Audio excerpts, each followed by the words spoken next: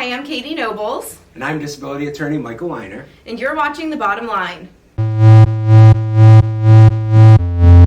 Today's topic, how much money can I have in the bank while receiving Social Security disability? Great question, Katie.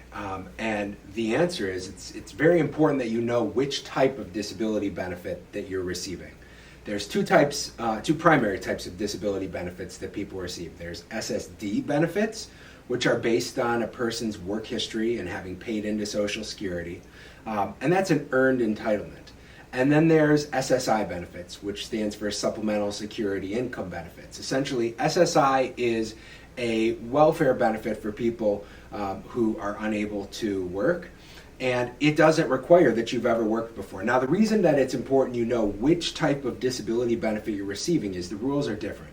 If you're receiving SSD benefits, it does not matter at all how much money you have in the bank, what type of assets you have, stocks, bonds, whatever it is, does not matter. You could be the wealthiest person in the world.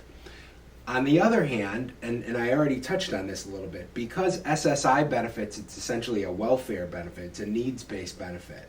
The most amount of money that you can have in the bank if you're a single individual is $2,000. If you're a partner and a married couple, you can have up to $3,000. So the amounts are really low, and people are shocked to find out they haven't changed those figures since 1974, I believe, since the Nixon administration. But so just to kind of sum it up again, it's important you know which type of disability benefit you're receiving, because that determines how much you can have in the bank while receiving disability benefits. All right, thank you so much for answering that question, Michael. And remember, if you have any questions, you can drop it here in the comments, or you can submit that on our website. That is linerlegal.com.